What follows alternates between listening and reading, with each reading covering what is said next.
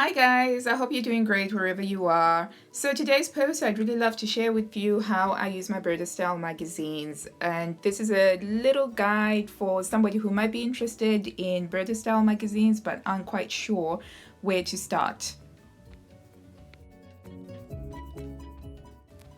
So the first step, once you've decided which pattern or which style you want to make, you have to go to the middle of the magazine.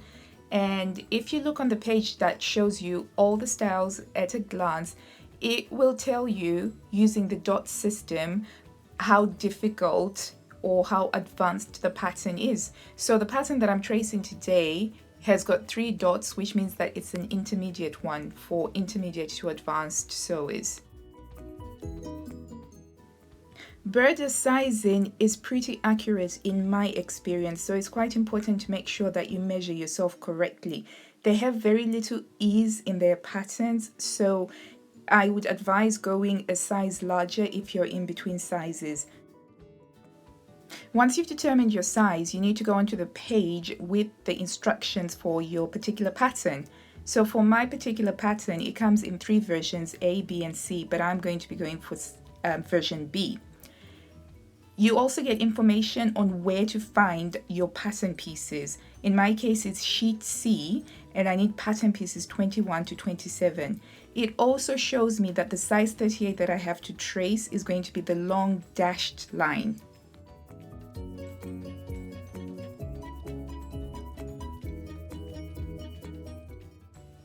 Of course, before you trace out the pattern, you have to get the pattern sheets out of the magazine. Now, this can be slightly tricky if it's your first time, but this is how I do it. So you open it up and flatten the middle seam, and I use a sharp knife or anything sharp really to just shift the staples up and then jiggle the pattern sheets off of the magazine.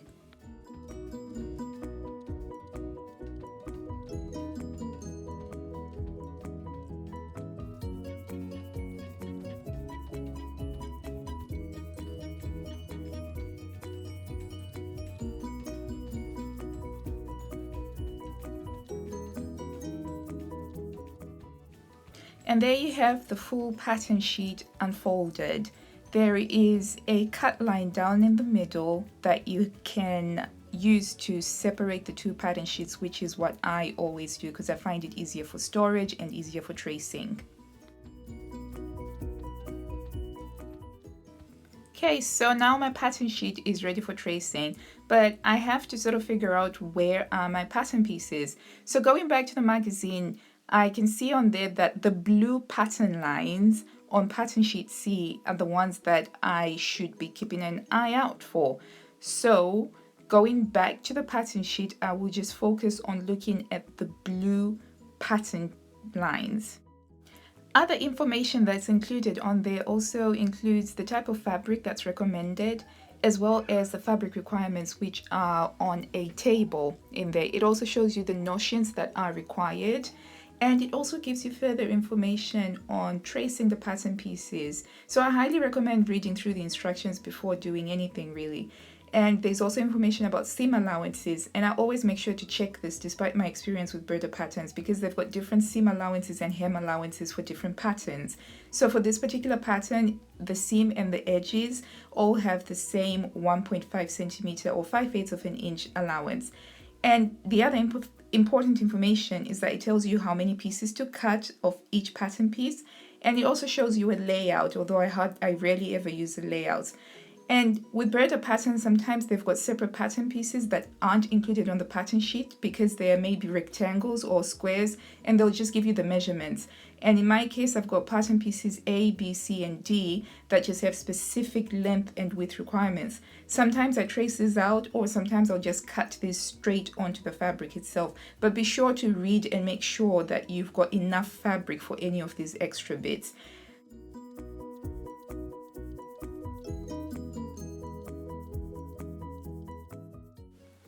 It may look daunting at first, but trust me, after you've done this several times, it's quite easy to pick out which are your pattern pieces and which aren't your pattern pieces. So don't despair or give up at the first hurdle. So just refer back to the magazine where it shows you the blue pattern lines and it tells you what the pattern pieces are, and look at the shape of pattern pieces on the magazine drawing before you go back to your pattern sheet.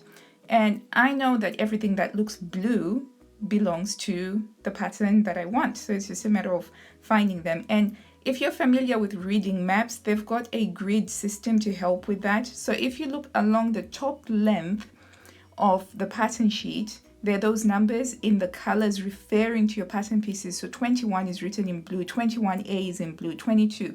And if you go straight down the pattern sheet, just like you would in a map with a grid reference, you will find your pattern number and the pattern piece that you should be tracing out. So for example, with 27, you go straight down and there is pattern piece 27, and I just usually just follow it out to get an idea of how the land is laying, so to speak.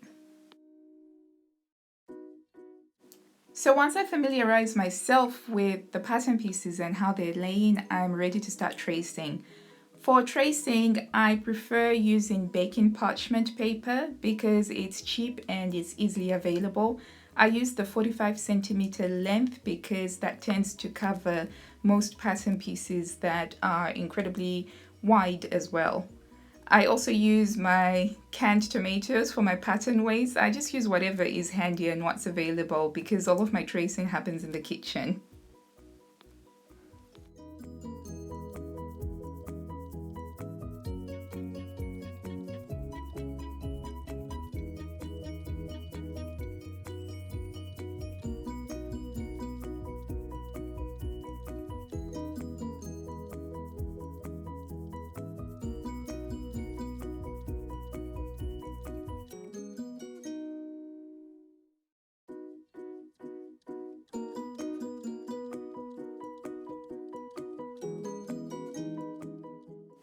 I use 2 pencils taped together to add my seam allowances, which makes it faster because I don't have to redraw the same lines twice adding a seam allowance.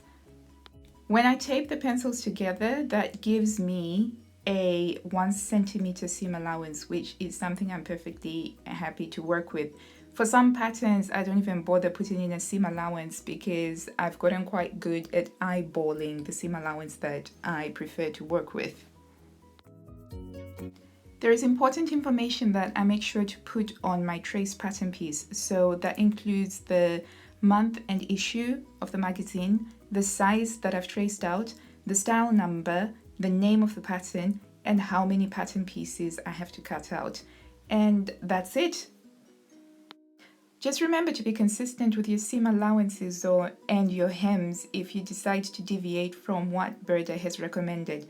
In my case, I've used a 1 centimeter or 3/8 of an inch seam allowance, but I have to remember that that doesn't follow for the hem. The hem has to be 5/8 of an inch.